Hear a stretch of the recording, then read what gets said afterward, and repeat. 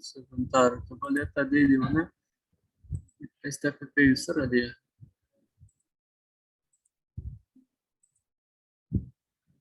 Iya, Blockstream.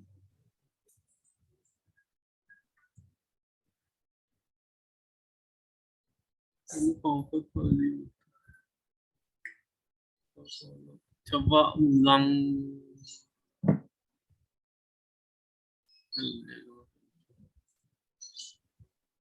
Coba disimpan, habis itu start ulang. Stop dulu debugnya. Udah. Clean and build aja dah. Coba. Takutnya dia nyangkut cacenya. Soal kita tadi kan ada Hapus entity yang di sini tadi tuh kayak. setter. Kadang gitu dah kalau Java dia di kelasnya atau gitu, kalau misalnya ada cacanya nyangkut, kadang bingung. Sama kayak ngoding di web kan gitu biasanya. Kadang kita ngeset gambarnya nggak berubah karena cacanya disimpan sama browser. Mirip dah kayak itu. Coba sekarang start dulu, habis itu akses lagi.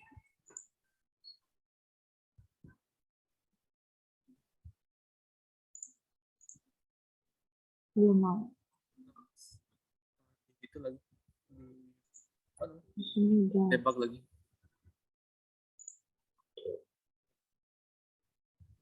Taruh udah di wheel-nya itu langsung. Ada, langsung taruh.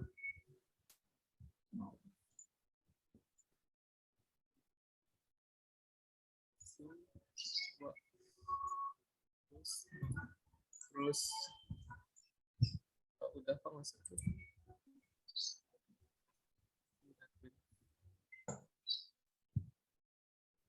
Coba dengar aja.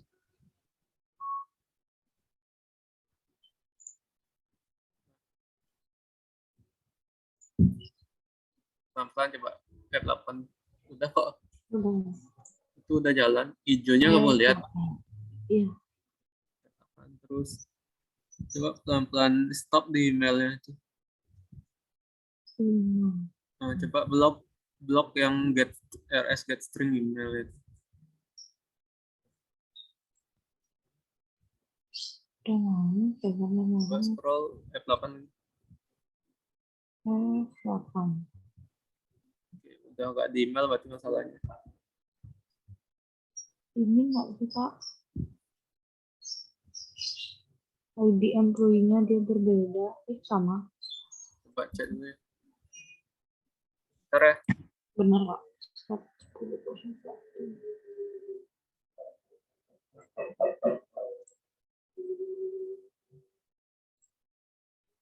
Oh ini Kak, kalau nama karyawan not found. Ini nggak ditemukan nama karyawannya.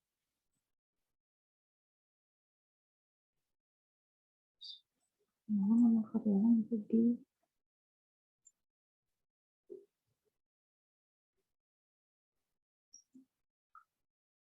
nama. Mungkin itu ngaruhnya ya.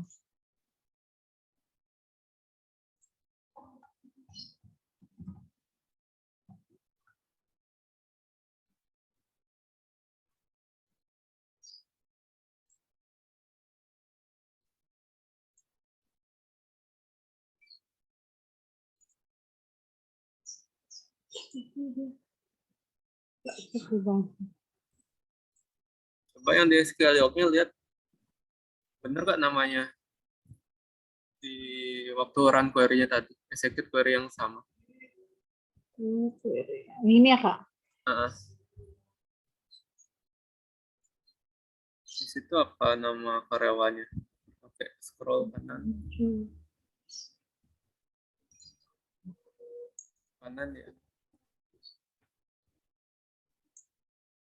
Terus nah, itu kan nama aja, nama besar, huruf besar.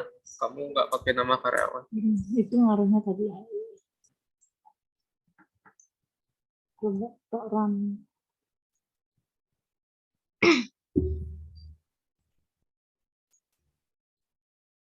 Nah, udah mau. Ya, udah. Nah, itu kan cuma satu kelihatan. Nah, Ya. aku mau jelasin juga nanti kadang ada misal case kalau misalnya inner join kan kalau misalnya kita mapping, kalau inner join-nya itu dia kan kita nge-mapping tadi inner join pakai ID karyawan sama employee ID. Nah, Itu ini kan kan aku. sebenarnya ada data lain nih. Ya. Ada Cepat data betul. data lain yang employee ID-nya 0. Nah, kalau misalnya mau liatin itu nanti jangan pakai inner join itu. Bisa pakai lab join seharusnya. Lab kalau di sini. Ini kalau inner join cuma satu kelihatan. Di lab baru kelihatan semua. Berarti walaupun dia employee ID-nya 0, tetap ditampilin jadinya KM. Nah, tetap ditampilin itu. Itu nanti. Buat yang lain juga.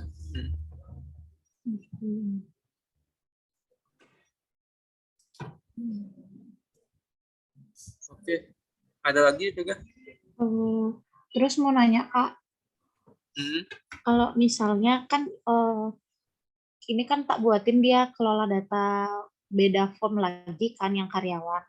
Jadi nggak kayak kakak kemarin. Kalau kakak kemarin kan langsung di form up usernya itu ditambahin karyawannya. Kalau misalnya dibuatin dia kelola data, otomatis kan di tabel yang mau kita tampilin inner join tinggal dibuatin metode inner join-nya aja ya kak ya.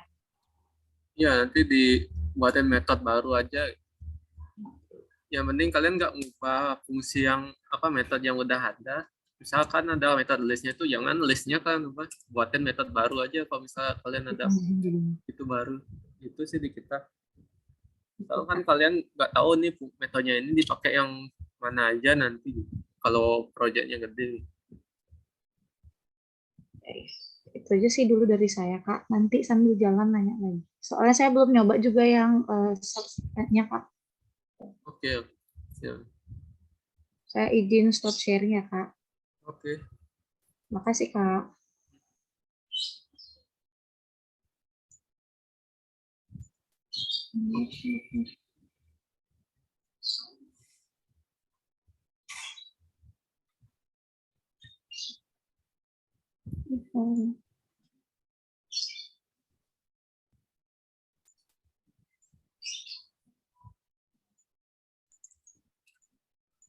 Ada.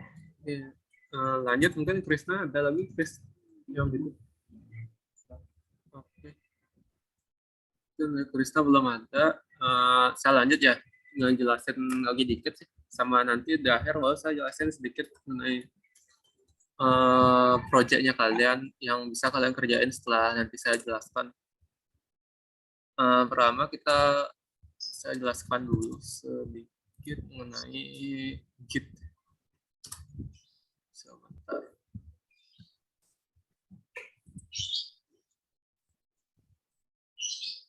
Kelihatan ya apa share screen-nya saya? Belum kak. Belum ya? Coba. Belum di saya belum kak.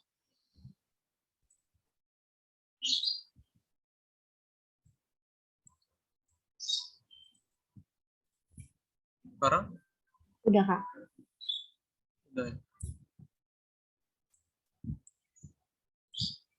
Oke, jadi kemarin kan aku udah minta kalian buat install gitu. Nah, sama buat minta kalian buat akun GitLab. Nah, jadi di kita tuh kalau manage project kita biasanya pakai Git. Jadi satu project tuh kan bisa dikerjain banyak tim tuh. Nanti di masing-masing timnya itu dia punya akses buat nge-develop istilahnya satu aplikasinya itu bisa di-develop oleh masing-masing tim yang didaftarin di projectnya itu gitu. Hari ini tuh aku mau jelasin sedikit cara pakai Git dan cara ya hal-hal dasar ya di Git yang harus kalian tahu kalau misalnya kalian ngoding nanti. Nah, pertama tuh mungkin aku jelasin cara buat project di Git ya. Nah, misalnya ini aku udah ada folder banyak grup project istilahnya. Nah, ini kalau misalnya kalian mau buat project baru, tinggal klik new aja di gitunya kalian. Nah, ini beda-beda ya, ini karena aku mau ngerapiin di foldernya di mana, ya dia tak taruh di dalam grup projectnya ini. Nanti kalian bisa kalau mau coba bisa taruh di folder kalian, di git foldernya kalian sendiri. Bisa langsung kalian buat new project. Nah, create blank project nih. Nah, ini case-nya kalau misalnya kalian buat apa namanya, aplikasi baru lah yang belum ada source code-nya di git-nya di mata, kita buat dari nol istilahnya. Nah, sini ada project name. Nah, ini project name-nya nih saya buatin langsung buat project-nya nanti kalian yang akan kalian kerjaan bareng-bareng. Nanti pakai itu project name-nya saya pakai simple R.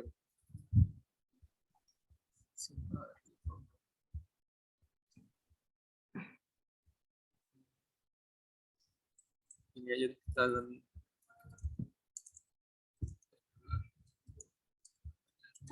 itu aja.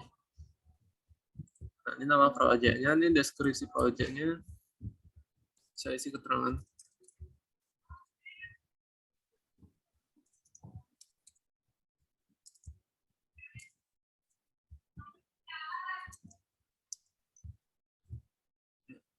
Sini deskripsi projectnya, habis itu di sini tuh project development-nya ini biarin aja. Ini kalau misalnya kalian pakai CI/CD namanya baru pakai ini.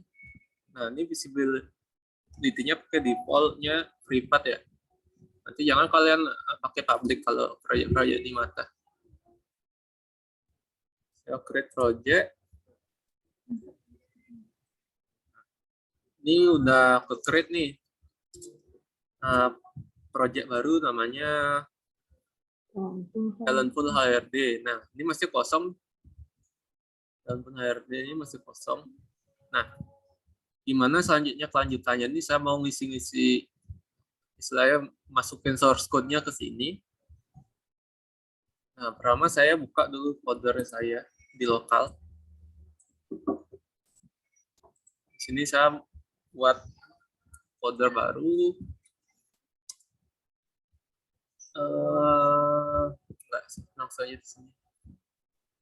Di sini saya mau ngambil istilahnya project yang kosongannya ini mau saya ambil dulu data kosongannya. Saya mau ngambilnya itu pakai cara aja tuh klik kanan. Kalau kalian udah install Git ya, nanti dia otomatis ada di sini. Saya klik kanan Git base, nanti kebuka ini. Baru dia Git clone. Git clone spasi URL projectnya kalian. Yang di sini. Bisa sebenarnya kalian langsung copy nih. Ini kan copy URL. Habis itu kalian paste di sini. Kan tadi kalian klik kanan sini git base here. Habis itu kalian ketik git clone, habis itu paste URL projectnya yang barunya ini. Kan git clone nih. Enter. Nah, dia langsung buat folder baru namanya Talentful HRD. Nah, ini dalamnya masih kosongan, cuma ada readme aja. Nah, adanya readme aja. Nanti kalau misal kita kan standar seperti yang saya jelaskan kemarin kan yang dipakai itu cuma ini. Source sama web. Ini saya paste di dalam HRD-nya.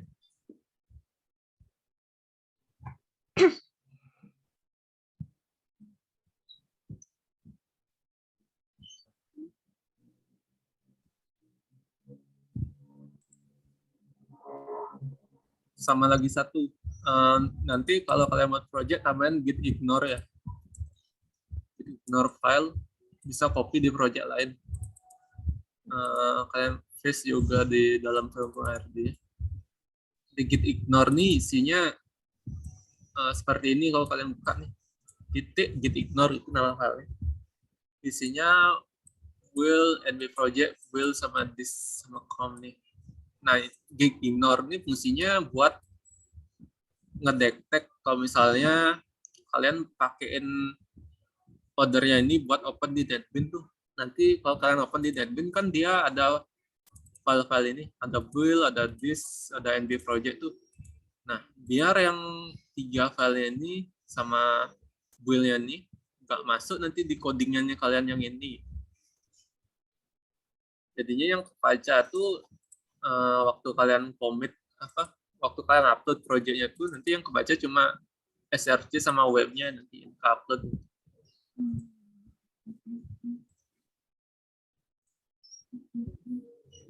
Masih nunggu copy file.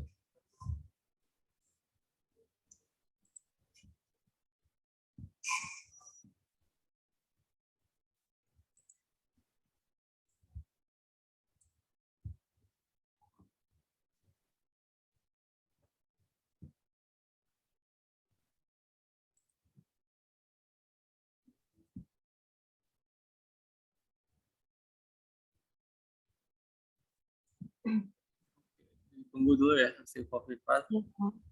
Soalnya di file tampilannya kok salah banyak isi importan gambar, style tampilan halaman web.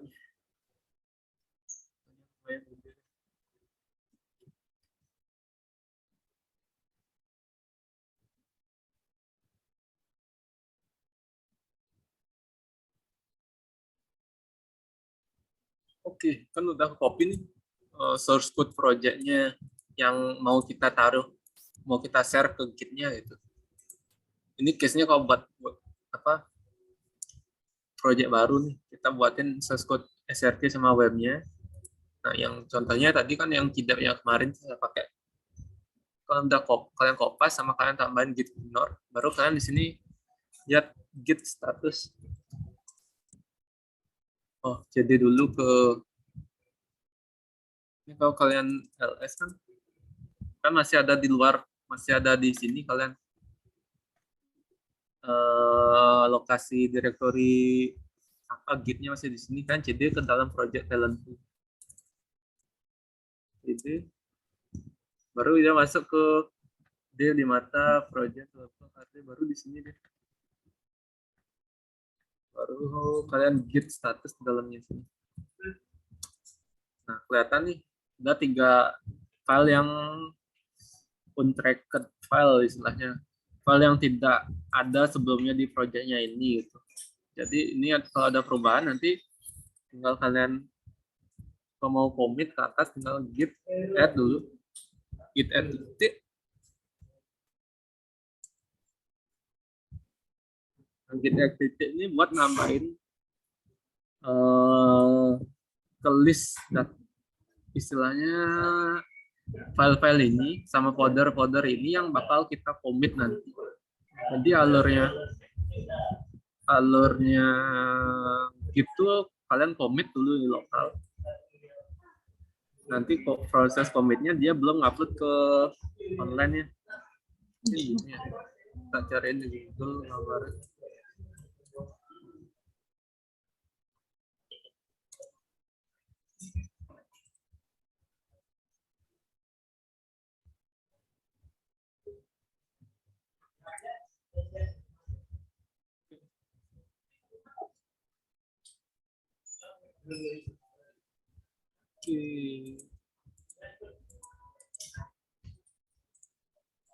Nah, kurang lebih seperti ini workflow-nya untuk Git.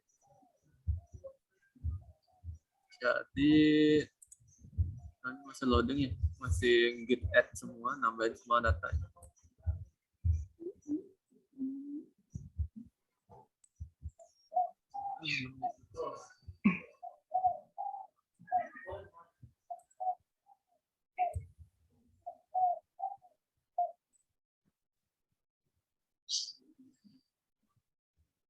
Masih loading.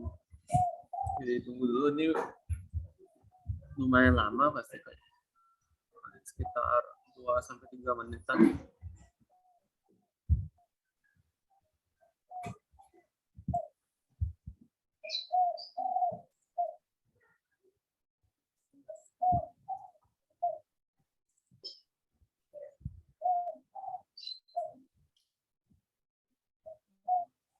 Lebih gampang dimengerti.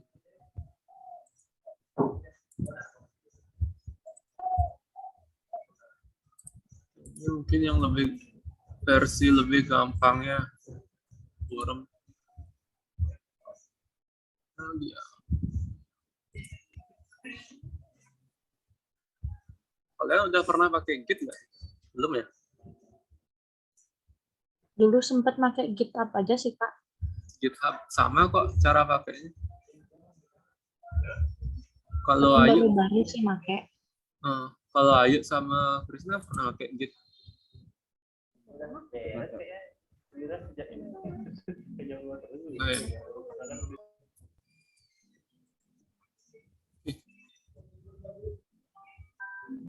Nah, ini lebih simpel sih. Alur Git-nya kayak gimana. Jadi Git tuh bagi dua dia. Ada namanya remote sama ada lokal. Nah, lokal ini maksudnya di laptopnya kalian. Sedangkan remote-nya ini maksudnya yang di sini. Source code yang ada di online misalnya. Yang ada di online itu bisa di GitLab atau mungkin di GitHub. Sama aja biasanya. Komennya juga mirip GitHub. Sama biasa seharusnya kalau GitHub sama GitLab. Cuma vendornya aja beda gitu. Nah, alurnya tadi kan kalau kalian buat project baru kan kalian mau ngambil project yang di atas tuh. Kalau yang di atas tuh namanya Git repository. Nah, remote repository. Kalian mau ngambil yang di atas tuh kalian istilahnya check out project namanya kan. Kalian clone. Nah, proses clone-nya ini bisa maksudnya ke sini nih, git patch. Nah, ini abaikan aja. Mungkin kalau kalian bingung maksudnya check out-nya ini maksudnya clone yang tadi kalian git clone, habis itu copy ini, habis itu enter. Mungkin dia buat folder talent pool isinya readme aja karena di atas cuma ada readme aja. Itu prosesnya yang ini dia nge-patch nih. Terus yang tadi kita lakuin kan kita misal kita udah ngambil proyek dari atas nih. Udah kita ubah-ubah proyeknya, udah tambahin folder src, web sama git ignore. Nah, sebelum kita upload ini ke atas, ada namanya staging area. Staging area ini kalian git add. Kalau tadi kan saya contohin git add titik, berarti git add semua yang ada di sini, src, web sama git ignore itu semua saya tambahin ke staging area-nya. Staging area. Nah, staging area ini masih di lokal kalian datanya.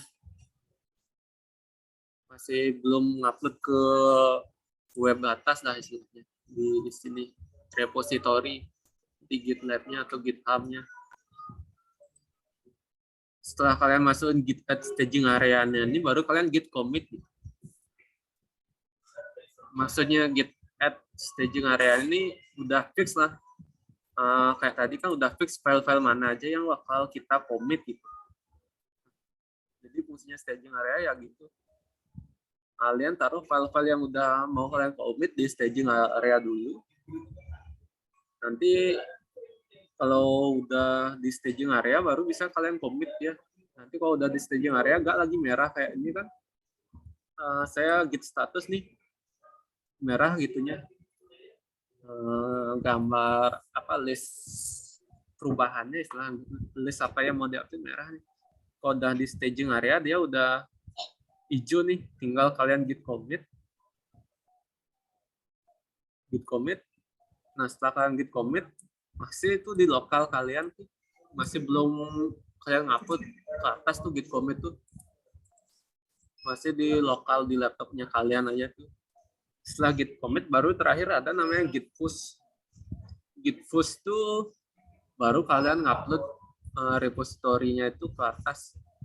Source code yang kalian tambahin tadi yang src, web sama git ignore ini baru dia ke upload ke atas ke sini muncullah di sini siapa yang uploadnya ini, siapa terakhir. Nah itu sih alurnya sambil nunggu ini git add-nya. Kurang lebih seperti itu alurnya. Jadi kalau project baru yang gitu alurnya, kalian git clone dulu projectnya, baru kalian ubah-ubah, baru git add, git commit, baru git push. Nanti kalau misalnya udah projectnya udah ada di lokalnya kalian nggak perlu lagi git clone istilahnya.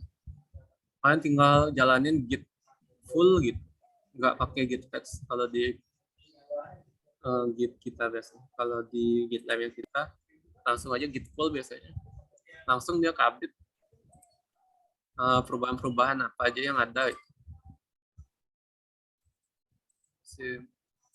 Masih loading. Oke, ini udah kan. Nah tadi kan kita baru sampai git add nih, masukin yang selanjutnya kita masukin file git ignore, folder src sama web, kita masukin ke staging areanya. Nah kalau kita git status sekarang, git status, nah dia hijau-hijau nih, kelihatan nih, ini aja perubahan yang kita lakuin nih, karena ini baru pertama kan, banyak nih kelihatan new file, karena sebelumnya kita di project di atas gak ada file yang gitu. Jadinya di staging area dibaca dia file baru. Nah ini baru bisa kita commit, masukin ke git commit. Ini komennya ya file git commit. Ini habis itu kita setiap commit tuh tambahin note istilah atau message, tambahin min-m, ketik, habis itu keterangannya kita commit apa gitu. Kalau ini kan contohnya saya initial commit awal. Nanti kalau misalnya kalian ada perubahan, misalnya update apa gitu, ada fitur ini, git apa initial commitnya ini nanti pakai keterangannya itu gitu. Git commit.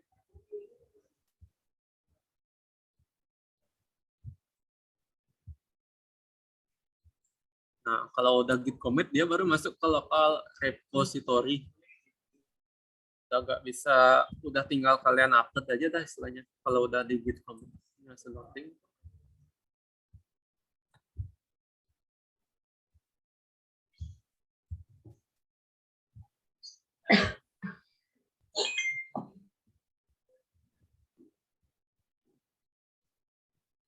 Nah, udah selesai saya commit nih kan. Saya git status nggak ada deh. Git status.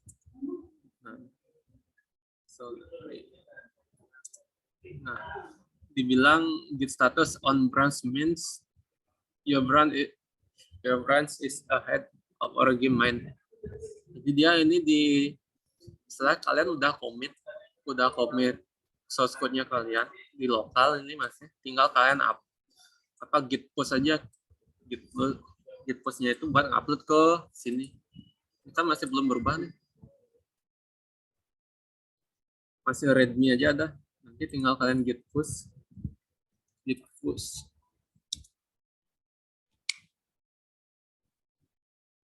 Nah, git push ini nanti biasanya kalau privilege-nya belum disetting atau aksesnya kalian belum dapat, misal akunnya kalian belum didaftarin buat akses atau ngubah projectnya, kalian nggak bisa nge-push ya.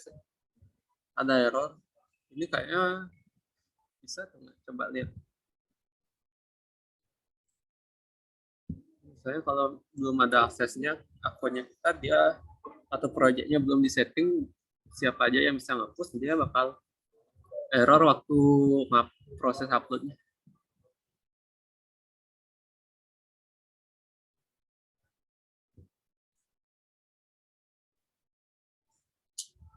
Oke, ini nggak ada error, berarti dia udah berhasil, dia masuk ke sini, ke repository atas.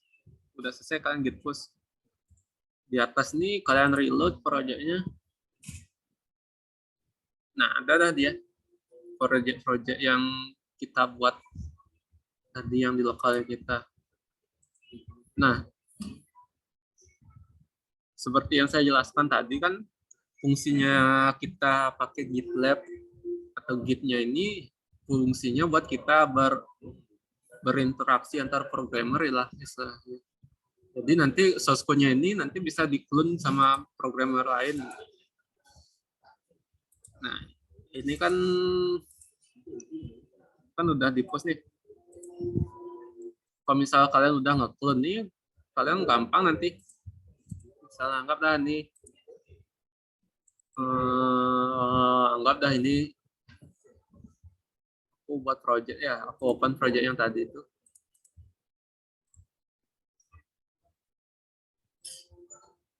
New project with existing source, saya open yang talent pool yang tadi.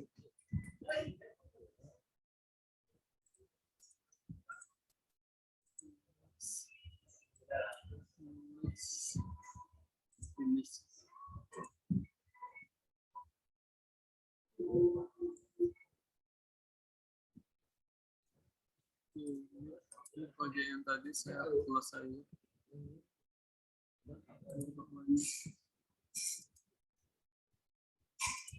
Ini kan kita ngopen project yang kita dapat dari atas tadi nih. Nah, ini dia langsung buat nih under MB project web. Jadi kalau misalnya kalian udah pakai Git-nya ini udah aman, kalian udah misalnya nih saya mau ada ubah apa, misalnya di sini kan di style template-nya sidebar ini sebelumnya cuma ada user nih. Saya tambahin misalnya user 2 gitu. Saya user 2.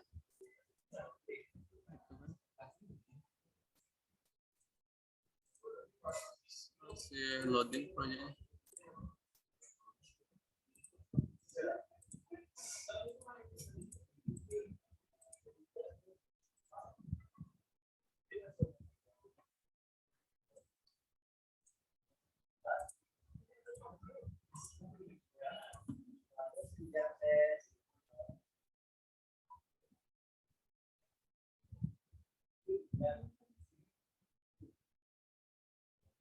Masih loading.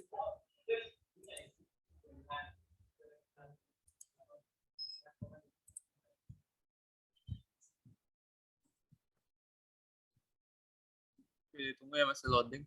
Ini saya mau nyontohin apa sih bedanya nanti kalau misalnya kalian udah ngoding tuh pakai source code-nya yang terintegrasi dengan Git sama yang belum. Nah, ini kalau misalnya udah terintegrasi dengan Git tuh nanti kalau misalnya kalian ada perubahan-perubahan, misalnya ini kan saya nambahin ini user. Waktu saya tambahin dengan user ini dia kelihatan nih warna hijau-hijau nih. Berarti kalian ada ngubah data di sini. Ini kan kelihatan nih. Hijaunya ini ditauin, nah sebelumnya nggak ada nih. Jadi ada ya. Jadi kalian ada tanda kalau misalnya kalian ada ngubah file di Git-nya. Ini bisa juga kalian di history-nya nih. Kalian cek nih, ini kan initial comment yang tadi saya upload. Bisa kalian restore ke istilahnya kalian ada salah ubah itu kalian balikin ke git commit yang terakhir atau mungkin ke git commit yang mana yang sebelumnya kalian ubah. Itu enaknya pakai ini. Dan kalian nggak perlu khawatir nanti buat gabungin projectnya. Kalau manual kan kalian kerjanya misalnya nih sekarang bertiga nih. Misalnya Krisna, Vega sama Ayu tuh beda-beda. Misalnya Krisna di ngerjain modul A, Ayu di modul B, Vega di modul C nih.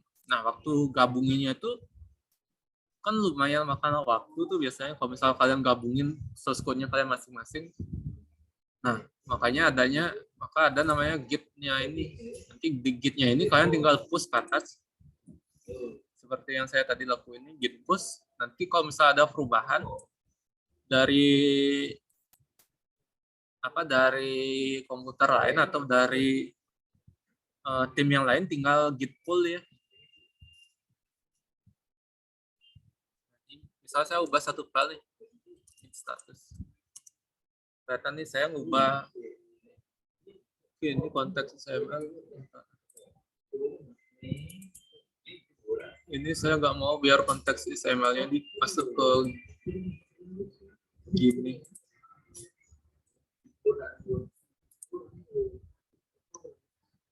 Saya nggak mau yang konteks XML-nya. Oke, biarin aja lah.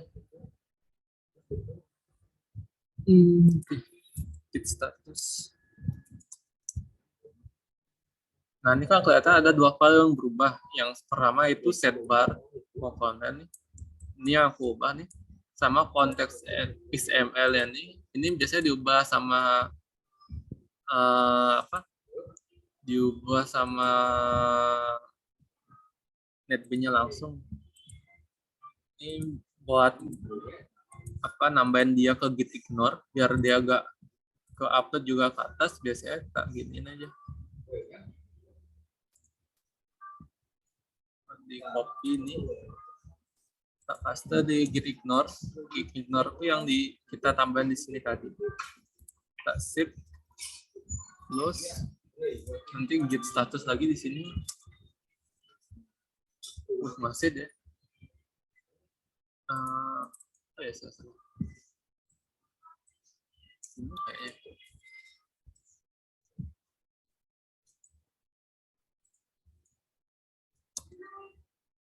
Ya, nggak bisa di-ignore ya. Masih tetap gue baca. Oke. Ini nanti belakangan aja tak bikinnya.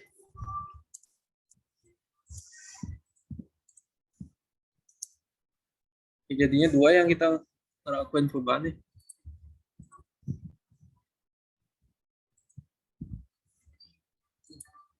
Kan test run.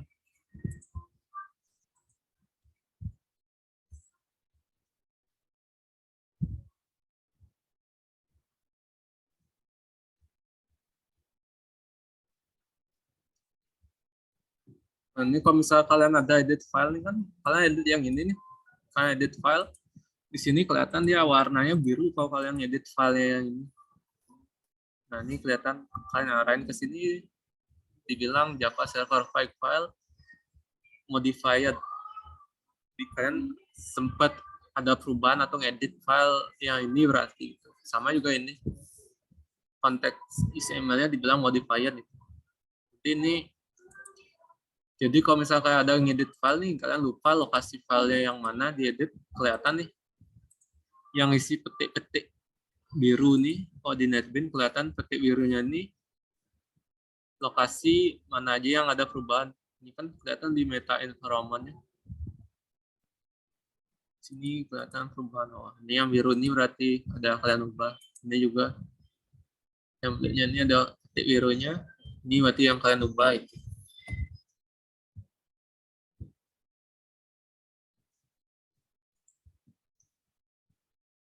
Sambil nunggu.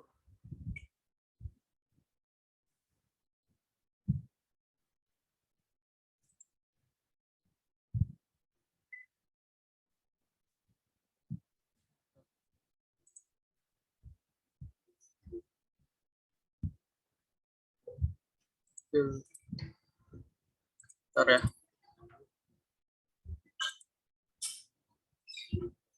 Oke, udah. Lanjut. Yang tadi kan masih atas run project-nya nih, project yang kita buat tadi. Nah, ini misalnya tadi saya edit dua filenya ini lah istilahnya. Saya git add. Oke. Nanti kalau kalian ada edit file, tinggal git add, habis itu git commit, min m, misalnya nambah di setbar.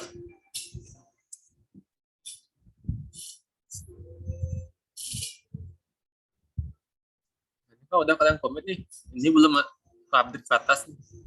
Kalau kalian buka di web, template style template di sidebar ini, masih belum ada yang saya tambahin user 2-nya. Ini saya setelah git commit, baru saya git push nih.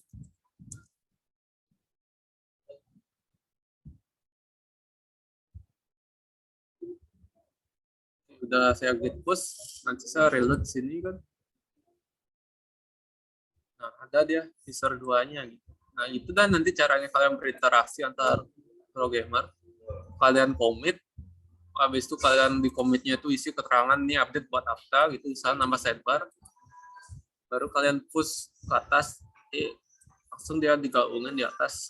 Nanti kalau misalnya ada bentrok codingannya kalian dikasih tahu ini, oh ini yo bentrok codingan kalian sama codingannya ini. Oh iya, lagi satu. Mungkin sebelum kalian push, iya, nama user 2 ya.